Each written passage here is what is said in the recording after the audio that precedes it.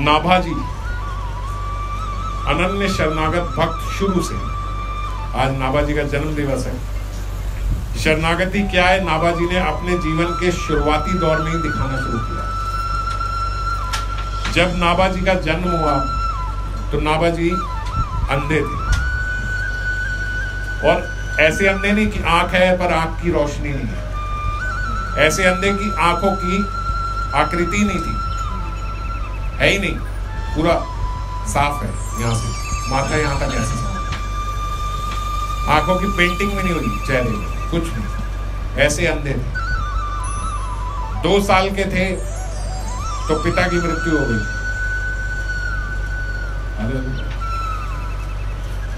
केवल माता और उनके अंधे पुत्र श्री नारायण जी। नारायण जी उनका बाद में दीक्षित नाम पड़ा। तो 2 साल में पिता की मृत्यु हो गई।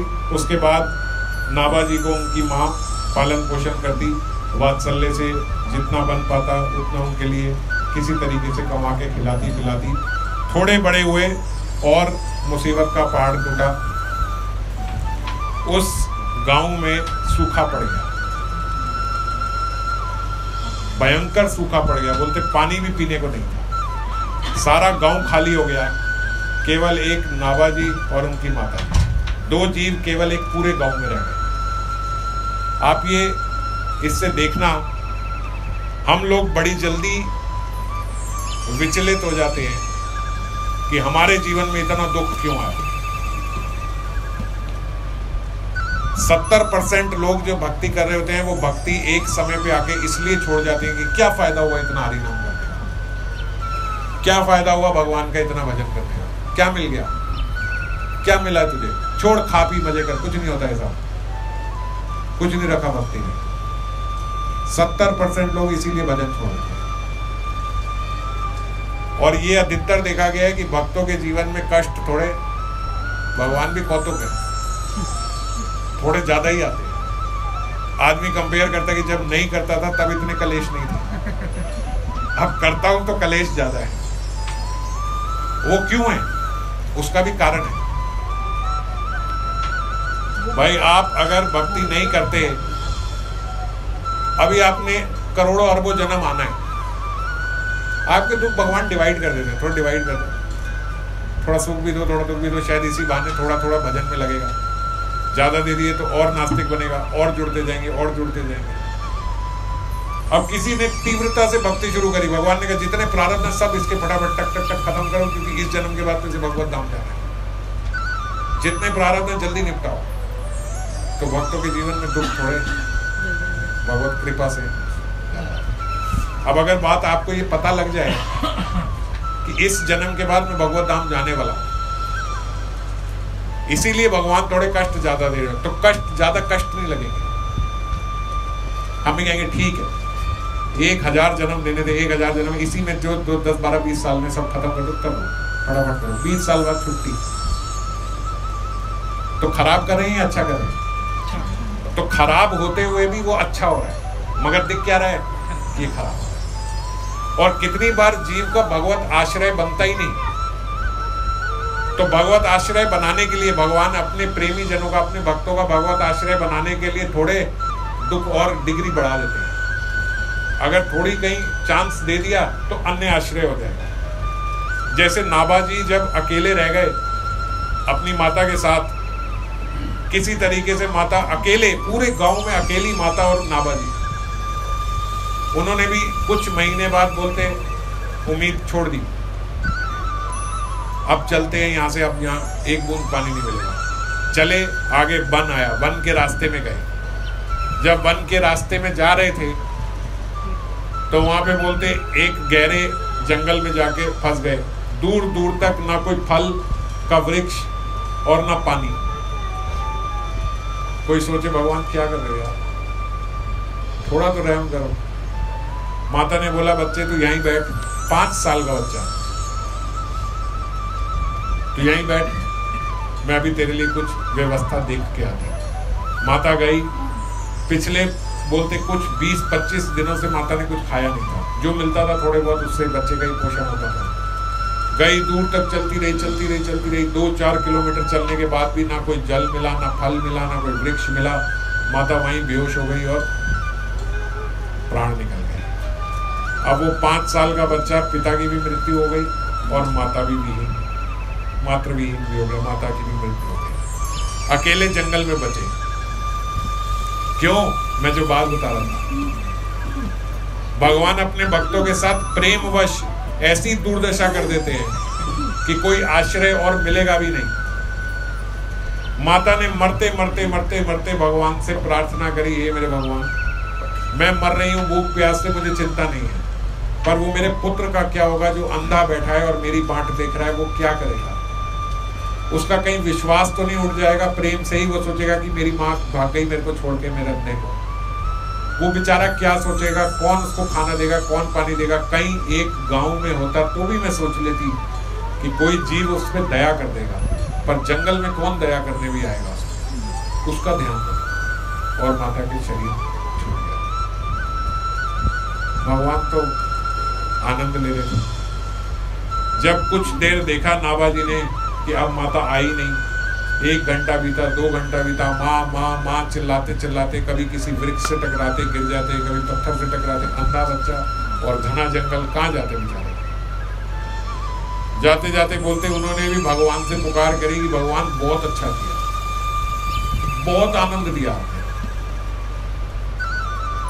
पहले पिताजी छीन लिए, अब माताजी छीन ली, और माताजी भी ऐसी जगह पे छीनी कि किसी एक जन का आश्रय भी ना मिल सके, कोई एक व्यक्ति भी मेरे आसपास ना हो, ऐसी जगह पे आपने मेरे को कंगला किया।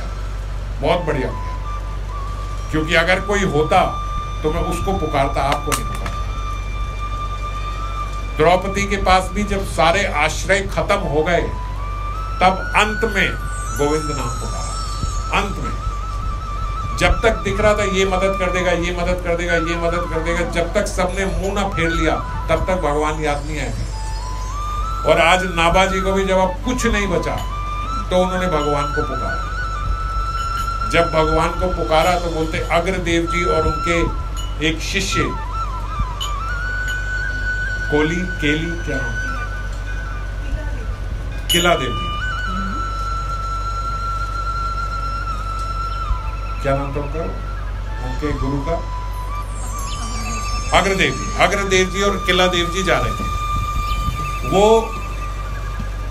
गांव के रास्ते जा रहे थे। आकाशवाणी हुई कि सुनो अग्रदेव जी, आप इस रास्ते से मत जाओ, आप वन के रास्ते होते हुए जाओ, आपको एक बहुत बड़ी मणि मिलेगी, बहुत मूल्यवान मणि प्राप्त होगी आपको, आप वन के रास्ते चलो। अग्रदेव जी और किला देव जी ने सोचा यार हम साधु और भगवान हमें मणि का लोभ दे रहे हैं, ये भगवान हमारी परीक्षा ले रहे हैं या सत्य वचन बोल रहे हैं। अग्रदेव जी ने बोला भाई हम मणि का क्या करेंगे, हमें धन का कोई लोभ ही नहीं है। धन का लोभ दिखा के भगवान वन में भेज दे, और वन में तो महाराज जंगली जानवर हरि बोल कर देंगे, हमारे भीतर की मणियां निकाल देंगे सामने, क्या करें? तो करते क्या ना करते, अग्रदेव जी ने कहा चलो आकाशवाणी हुई है तो चल ही लेते हैं, देखते हैं क्या मणि मिलेगी, ठाकुर जी को अपनी सेवा में कुछ लगाना होगा। जंगल के रास्ते गए। जब जंगल के रास्ते गए तो बोलते उधर नाभाजी अब भगवान का नाम पुकार रहे थे। जो माँ माँ करते फिर रहे थे, अब माँ का नाम छोड़ के, क्योंकि उन्होंने देखा अब तो कुछ होने वाला है नहीं, अब भगवान को गोविंद गोविंद कह के पुकार रहे थे। और जब भगवान को पुकार रहे थे तो अग्रदेव जी को तब पता लगा, ओहो ये तो बोलती हुई मणि है, ये वो मणि नहीं है, ये बाल रूप में भगवान ने मणि भेजी है। आगे गए, उनको सिर पे हाथ फेरा, बच्चे क्या ढूंढ रहा है, यहाँ कौन है? बताया ऐसे ऐसे माता थी, माता भी पानी लेने गई, आई नहीं, इतने दिन से भूखा प्यासा हूँ, ऐसा क्या हमारे साथ चलेगा? नाभाजी ने कहा भाई क्यों नहीं चलूंगा, अंधा क्या चाहे दो आंखें, आप आए मुझे ले गए, बड़े अच्छी बात है, चलिए। उनको लेके गए, उनके बारे में पूछा, देखा वो अंधे हैं, बोलते जल लेके उन्होंने उनके चेहरे पे जल मारा और उनकी आंखें आ गई। उन्होंने बोला महाराज मैं आपके लिए क्या कर सकता हूँ, आपने मुझे जीवन दिया, आंखें दी, आप ही मेरे गुरु, मेरे माता, मेरे पिता हैं, मैं आपके लिए क्या करूँ। बोला देखो यहाँ आश्रम में रहो, जो आए उनके चरण धोना, और जो साधु यहाँ आए उनके लिए प्रसाद बनाना, प्रसाद सर्व करना, बस आपकी यही सेवा कि जितने साधु आए उन साधु के चरण दो, और जो प्रसाद बना होगा वो प्रसाद उनको सर्व करना। बोलते नाबाजी सालों तक, छोटे बच्चे थे, छोटे बच्चे से बड़े होने तक उन्होंने कोई शास्त्र नहीं पढ़ा, कोई मंत्र अध्ययन नहीं किया, कोई योग पीठ नहीं, कोई जप नहीं, कुछ नहीं, केवल जो उनके गुरुजी ने कहा था केवल पद प्रक्षालन करते, और जितने संत आते उनका प्रसादी खिलाते उनको, और उनका प्रसादी खुद खा लेते, बस ऐसे कर करके ही, और गुरु की सेवा में लगे रहते, क्योंकि उनका हृदय से मानना था यही है जो मेरे सर्वस्व हैं, अग्रदेव जी यही है। अग्रदेव जी ने उन्हें दीक्षा दी, दीक्षा देने के बाद वो बहुत समय तक ये सेवा करते रहे। फिर एक दिन अग्रदेव जी अपने चिंतन में, आप में से अधिकतर लोगों को ये पता होगी, पर हर बार सुनने में रस ज्यादा आता है, और आज नाभाजी का जन्म दिवस है। अग्रदेव जी अपने चिंतन में सीताराम जी को, सीताराम जी के अनन्य उपासक थे, उनकी सखी थे जानकी माता, चंद्रकला, चंद्रकला उनकी मुख्य सखी है, जैसे राधा रानी की ललिता विशाखा आदि सखी है, ऐसे माता सीता की मुख्य सखी चंद्रकला है। तो वो चंद्रकला सखी के अवतार थे अग्रदेव जी। तो जो चंद्रकला सखी के अवतार हैं उनका तो क्या चिंतन होगा, जब वो चिंतन करते होंगे तो कैसे भगवान उन्हें दिखते होंगे, सखी के अवतार हैं। सीताराम जी का चिंतन करते हुए उनको, उनका श्रृंगार किया, सब कुछ किया, वस्त्र आदि दिए, अलंकार दिए, और अंत में जब सारा श्रृंगार हो जाता है तो फूलों की माला पहनाई जाती है। अंत में बोलते वो उन्हें फूलों की माला पहनाने लगे, श्री रामचंद्र जी का सर नीचे हुआ। जब कोई माला पहनाने लगता है तो स्वाभाविक सर नीचे हो जाता है। चिंतन किया, भगवान राम का सर नीचे हुआ। जैसे ही माला पहनाने लगे, उधर उन्हीं का एक शिष्य सेठ अपनी नाव में जा रहा था, और जो नाविक था, जो चलाने वाला था नाव, उसने बोला महाराज ये नाव तो अब डूबने वाली है। नाव में पानी भरता जा रहा था और बहुत तेज तूफान आ गया था समुद्र में। सेठ जी ने बोला भाई कुछ तो कर, तू नाविक है, किसी तरीके से बचा। उसने कहा अब कोई चारा नहीं है, अब जिस स्पीड से बोट में पानी भरता जा रहा है और जिस स्पीड से तूफान आ रहा है, कुछ नहीं कर सकते। बोला कहीं तैर के इधर उधर कहीं चले जाए, पास किनारा देख, नदी देख। उसने कहा महाराज समुद्र के बीच में है, अब बचना मुश्किल है। उसने बोला कुछ तो कर, क्या कर सकते हैं, क्या कर सकते हैं। बोला भाई अब तो आप जिस पे आपकी श्रद्धा है, बस आखिरी समय में उसका नाम ले लो। उन सेठ जी को याद आया कि मेरे गुरु अग्रदेव जी, एक संसारी जीव जो ऐसे ही दीक्षा लेके आता है, वो ऐसे मस्त होते हैं। कहाँ आप सबकी तरह नहीं कि गुरु जी के आश्रय में हैं, उनका रोज ध्यान करते हैं, सब करते हैं, धाम जाते हैं। एक संसारी जीव की बात सोचो, दीक्षा लेता है, कहाँ उसके बाद कभी गए, कुछ नहीं, बस एक फैशन की तरह आजकल लोग दीक्षा लेके आ जाते हैं। उसको ध्यान है हाँ एक समय पे एक गुरु जी अग्रदेव जी से मैंने दीक्षा ली। जो व्यक्ति मरता हुआ और संकट में होता है, उसका चिंतन भी बड़ा उस समय के लिए प्रगाढ़ हो जाता है। उसका चिंतन बड़ा प्रगाढ़ अग्रदेव जी में लगा, गुरुदेव बचा लो किसी तरीके से। जैसे वो चिंतन लगा, अब इधर अग्रदेव जी अभी श्री राम जी का मुख झुका हुआ और उनको माला पहनाने लगे। वहां उन्होंने तीव्रता से पुकारा अपने गुरु जी को। जैसे ही पुकारा, गुरुदेव का ध्यान उस पे गया, अपने शिष्य पे।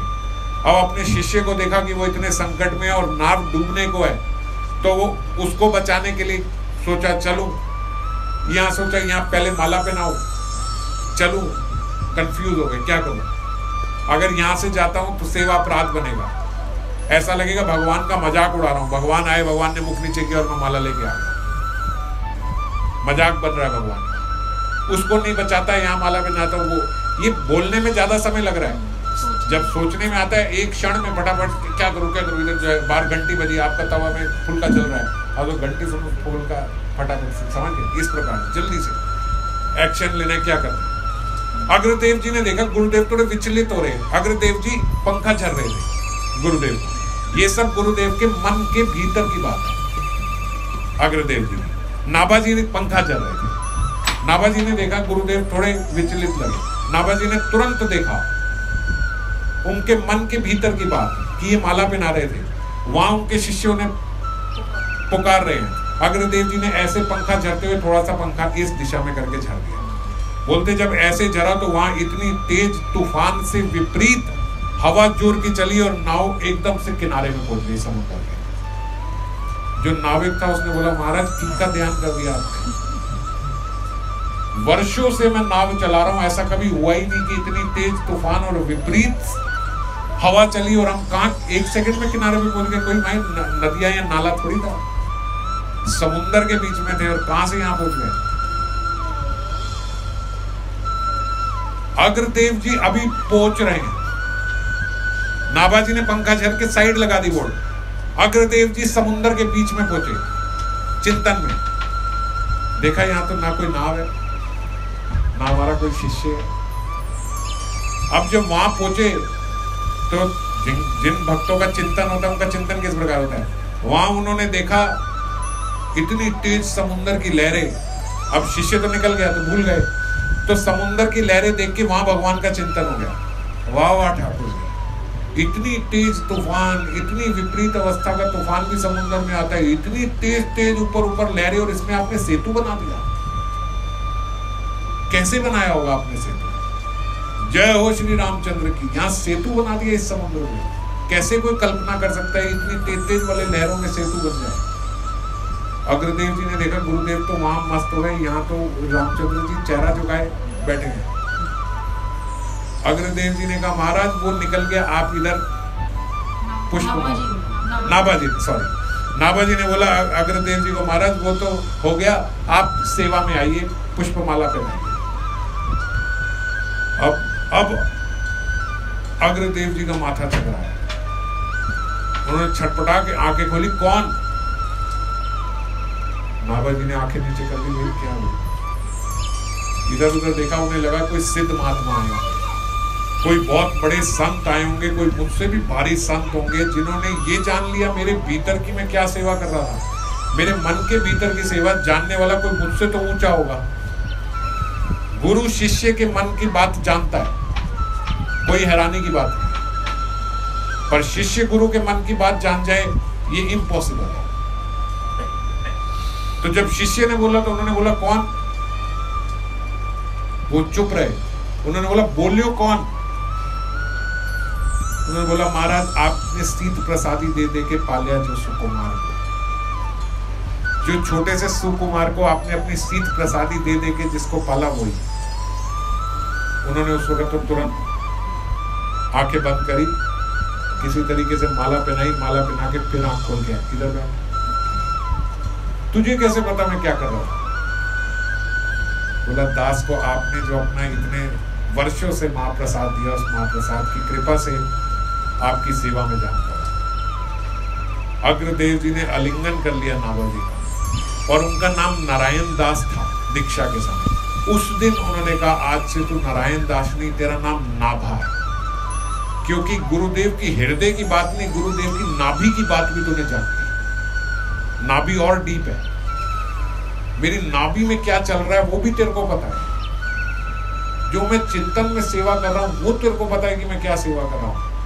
आज से मैं तेरे को सेवा देता हूं कि जितने भक्त आज तक रहे हैं, जो भूतकाल में, वर्तमान में, भविष्य में, इन सब का चरित्र तू लिख दे। नाभाजी ने चरण पकड़ लिए। गुरुदेव क्या करे, आशीर्वाद दे रहे हो या हरि बोल कर रहे हो? मैं कैसे लिख पाऊंगा किसी का चरित्र? मैं तो नाम तक नहीं जानता किसी भक्त का, कौन क्या था मुझे कुछ नहीं पता। मैं तो जन्मांध था, कुछ अकल नहीं थी, और जब से आपको मिला हूं तब से आप ही के बारे में जानता हूं, और किसी के, और आपको भी पूरा नहीं जानता। मैं क्या जान पाऊंगा? बोले मैं जो चिंतन कर रहा था ये किसने जनाया? गुरुदेव आपने और भगवान ने ही कृपा करके जनाया। बोले वही कृपा करेंगे और सारे भक्तों का चरित्र तुझे बताएंगे। और ये उनके जो गुरुदेव थे ये गलिता कुंड में रहते थे, और जो ये वन से जा रहे थे तो गलिता कुंड ही जा रहे थे, जहाँ गलिता कुंड हम सबने जयपुर में दर्शन किए। वहीं गलिता कुंड में नाभा जी को उन्होंने बोला कि यहाँ बैठो और भगवान की कृपा से सारे भक्तों का चरित्र लिखो।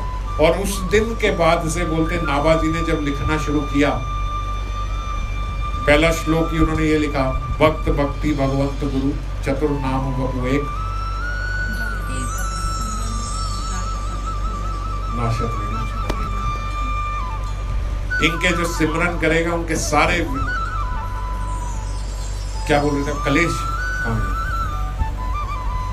विघ्न उनके सारे नष्ट हो जाएंगे। भक्त भक्ति भगवंत गुरु, भक्तों का, भक्ति का, भगवान का और गुरुदेव का, इनके भीतर कोई भेद नहीं है। जिस प्रकार गौआ के 4 थन में से आप दूध निकालोगे तो दूध एक ही निकलेगा, ऐसा नहीं है कि किसी एक थन से अलग दूध निकला, यहाँ से अलग फ्लेवर का निकला, वहां से मैंगो शेक निकल रही है, यहाँ से स्ट्रॉबेरी शेक निकल रही है, एक ही दूध निकलेगा। इसी प्रकार से चारों का चिंतन में से किसी का भी चिंतन करेंगे, चारों का चिंतन बनेगा, एक ही बात है। पहले भी मैंने एक बार ही चर्चा करी थी, भगवत सेवा करने से केवल भगवान की सेवा होती है, संत सेवा करने से भगवान और संत दोनों की सेवा होती है। बोलते एक माता के गर्भ में जो शिशु है, अगर उसकी सेवा करना चाहते हो तो किसकी सेवा करोगे? माता की। माता की सेवा करने से जो उनके गर्भ में शिशु है उसकी सेवा स्वतः बन जाएगी। इसी प्रकार से भगवान भक्त के हृदय में सदा रहते हैं, भक्त के हृदय में भगवान विराजमान है। आपने भक्त की सेवा करी, भगवान की सेवा बन गई। भगवान की सेवा करने से केवल भगवान की सेवा है, भक्त संत सेवा करने से भगवान की और उनकी दोनों की सेवा है। तो उस दिन के बाद से आज ही के दिन नाभा जी का जन्म हुआ था। नाभा जी ने भक्तमाल गलिता कुंड पे लिखी और वही भक्तमाल आज तक सारी सृष्टि का कल्याण कर रही है। ये जो नाभा जी थे ये ब्रह्मा जी के अवतार है, ये मालूम है। ब्रह्मा जी ने जो लीला करी थी, ब्रह्म विमोहन लीला, जिसमें ब्रह्मा जी ने जब भगवान को देखा कि ये सारे अपने ग्वाल बाल के बीच में बैठे हुए और झूठा खा रहे हैं, एक महाराज कोई छाछ पी रहा है, कोई लस्सी पी रहा है, मलाई उसके होठ पे लग गई तो जीभ मार के उसके होठ से ही मलाई निकाल के खा लेते हैं। ब्रह्मा जी ने देखा ये भगवान नहीं हो सकते, ध्यान ही नहीं है यहाँ पे झूठे सच्चे का, इस तरीके के कोई भगवान नहीं हो सकते। सारे ग्वाल वालों को उठा के ब्रह्मलोक में ले गए। ब्रह्मलोक में ले गए, नीचे आए, देखा सारे ग्वाल बाल वहीं के वहीं है, भगवान की लीला वैसी चल रही है, सारी गौए बछड़े सब वहीं के वहीं है। ब्रह्मा जी ने कहा ये क्या हो गया, ये सब तो मैं ऊपर छोड़ के आया। यहाँ नीचे देख के वापस ऊपर गए, जो वहां के द्वारपाल थे उन्होंने मना कर दिया ब्रह्मा जी को, बाहर हो जाओ। ब्रह्मा जी ने कहा भाई ब्रह्मा हूं मैं, बाहर हो। ब्रह्मा जी ने कहा ये क्या बोल रहा, अरे मेरे लोग से मुझे निकाल रहे हो, पागल हो गया। उन्होंने कहा चल बेरूपी है। ब्रह्मा अंदर बैठे हैं। भगवान ने भी लीला करी, उन्होंने कहा तू मेरे ग्वाल बाल को उठा के ले गया, वो ब्रह्मा बन के भगवान ऊपर पहुंच गए। यहाँ तो बनाए बनाए ग्वाल बाल सब भगवान खुद बन गए, वहां ब्रह्मा भी भगवान खुद बन के बैठ गए। यहाँ से उन्होंने ग्वाल बाल और बछड़े सब उठा लिए, भगवान ने ब्रह्मा जी को ब्रह्मलोक से निकलवा दिया, चल भाई। अंदर झांक के देखा ब्रह्मा जी बैठे हुए। ब्रह्मा जी ने कहा ये मैं बैठा हूँ, ये अंदर कौन? तो समझ में आया ये मुझसे कोई भारी अपराध हो गया, वो भगवान ही थे। फिर नीचे आए, फिर भगवान की काफी स्तुति करी। अगर हम भागवतम में देखें तो उसमें ये बताया गया है कि भगवान ने उस समय ब्रह्मा जी से कोई बात ही नहीं की। अपराध इंद्र ने भी किया था, मगर इंद्र ने जो ब्रजवासियों के प्रति अपराध किया था, उस अपराध में भगवान ने गोवर्धन जी उठाए, और भगवान ने जो गोवर्धन उठाए उसमें 7 दिन भगवान का और गोपियों का और ब्रजवासियों का मिलन कुछ ज्यादा हो गया। किसी के घर 7 दिन जागरण हो जाए तो मजा आता है ना, सुबह शाम दिन रात सब इकट्ठे ही है, मौज मेला हो रहा है। तो भगवान ने इंद्र से रुष्ट तो हुए, मगर इंद्र से बाद में बात कर ली कि कोई बात नहीं, चल तूने 7 दिन का हमारा मौज मेला करा दिया, फायदा ही हो गया। और ब्रह्मा जी ने क्या किया, ब्रह्मा जी ने तो 1 साल के लिए अलग कर दिया, इतने में 1 साल बीत गया। सोचो ब्रह्मलोक कहाँ है, ब्रह्मा जी को ट्रैवल करने में, ऊपर नीचे इधर होने में 1 साल हो गया। 1 साल के लिए तुमने सबसे अलग कर दिया, भगवान ने बात ही नहीं करी। पर गुप्त रूप से भक्तमाल में बताया, भगवान ने ब्रह्मा जी से बाद में अकेले में बोली, बेटा हो गया अपराध तुझसे, अब तो क्षमा नहीं करूंगा, बहुत जगह से महाराज मेरा लोक तो दे दो। बोले बन गए वहां ब्रह्मा दूसरे, तुम ऐसे बेघर ना करो, कहां जाऊंगा। भगवान अगर कृपा नहीं करें तो ब्रह्मा भी कहां जाएगा, अगर भगवान ब्रह्मा बन गए तो बताओ, ब्रह्मा के बाद दूसरा से क्या है। यहाँ 4 सिर वाले को तो थप्पड़ मार के भगाएंगे, साइंटिस्ट पकड़ के ले जाएंगे, कोई दूसरे लोग का आया भाई, इसका एक्सपेरिमेंट कर लो, क्या बोलते हैं उसको, एलियन है ये कोई। ब्रह्मा जी ने कहा ऐसा गजब ना डालो, मर जाऊंगा, क्या कर सुना। भगवान कृपा करे तो चींटे को भी क्या बना दे, और नहीं कृपा करे तो ब्रह्मा जी का भी आज सारे आश्रय खत्म हो गए। अरे कहां आपने मेरे को इतनी शक्ति दी, मैंने सृष्टि बनाई, सब कुछ किया। भगवान ने कहा तो अब गलती हो गई, अब कुछ ऐसा वरदान दो, आपके जो ये भक्त हैं, जो ये आपके सखा हैं, जो आपके सब आश्रित जन हैं, उन आश्रित जन को जान न सको। तब भगवान ने उन पे कृपा करके कही कि ठीक है, कलयुग में तुम आओगे, कलयुग में तुम वापस यहाँ पे आओगे, और तब ठीक से जान पाओगे कि मेरे भक्त क्या है। तो वो ब्रह्मा जी जिन्होंने भक्तों के प्रति तब अपराध किया था, अब यहाँ पे आके ऐसी भगवान ने कृपा कर दी। कलयुग में भेजा, लग रहा है श्राप है, पर भगवान के और संतों के श्राप में निहित वरदान ही होता है, तो उन्हें यहाँ भेजा। तो ब्रह्मा जी भक्तमाल बन के आए, 5 साल तक अंधे रहे। उनके जो पूर्व जन्म के थोड़े खराब कर्म थे, जिसमें उन्होंने भगवान के सखाओं को, भगवान के भक्तों को देखते हुए भी आंख मूंद ली कि ये भगवान नहीं हो सकते। यहाँ उनकी भगवान ने आंखें मूंदवा दी, अंधे रहो। जब आंखें दी थी तब भी नहीं दिखे थी, जब वो खत्म हुआ तो अपने संतों की कृपा से ही आंखें दोबारा दिलवा दी। अब ये तो कलयुग की बात है, कितने दूर की बात है। भगवान के संत कृपा करें तो ऐसा जीव जिसकी आकृति भी नहीं थी आंखों की, ऐसा नहीं आंखों की रोशनी नहीं थी, आंखों की आकृति भी नहीं थी, थोड़ा सा जल डाला आंखें निकल आई। कितनी हमने भक्तमाल में ऐसी कथाएं पढ़ी हैं। हाथ नहीं थे, हाथ कट गए, जाके जगन्नाथ जी के जब लेटे तो दोनों हाथ पैर निकल आए शरीर से। जो अंगद जी थे वो मणि लेके भाग रहे थे कि जगन्नाथ जी को ही दूंगा, जगन्नाथ जी को ही दूंगा, किसी को नहीं दूंगा। सारी सेना उनके पीछे पड़ी हुई, जगन्नाथ जी ने जगन्नाथ जी को दूंगा, क्या करूं। चारों तरफ से सेना ने घेर लिया, पास में समुद्र था, उन्होंने कहा दूंगा तो जगन्नाथ जी को ही। समुद्र में फेंक दिया। बोलते कोसों दूर जगन्नाथ जी के हाथ बढ़ के आगे आए और वो मणि लेके जगन्नाथ जी ने ले ली। और इसका प्रमाण मिला, जब बाद में देखने गए मणि कहाँ है तो वो जगन्नाथ जी के मुकुट पे लगी हुई। कई 1000 किलोमीटर जो मणि फेंकी गई वो जगन्नाथ जी के स्तूप थी। तो भगवान के जो आश्रित जन हैं, जो भगवान के शरणागत जन हैं, उनके लिए भगवान तो क्या नहीं कर सकते और उनसे क्या नहीं करवा सकते, समझिए। तो हम जिस शरणागति की बात कर रहे हैं, उस शरणागति की आप दिव्यता भी देखो। ऐसा नहीं केवल कष्ट ही मिलेंगे जो हम पहले बात कर रहे थे। थोड़ा निर्भय हो जाओ, थोड़ी मस्ती लो, कोई दिक्कत नहीं, एकदम निर्भय। आश्रय पूर्ण रूप से तभी माना जाता है जब मैं के साथ मेरा भी सब आपका है। अगर मैं दे दिया और मेरा मेरा ही बना हुआ है तो भी आश्रय पूर्ण नहीं हुआ। और एक बार जिसने कृष्ण नाम का आश्रय ले लिया, एक बार मुख से कृष्ण बोल दिया, एक बार मुख से श्री राधा बोल दिया, एक बार किसी तरीके से गलती से ब्रज की रज का एक कण उठ के आपकी माथे में लग गया तो कुछ भी कर ले, यमदूत लेके नहीं जा सकते उसे। आप भागवतम पढ़ो, यमराज जी ने इंस्ट्रक्शन दिए यमदूत को।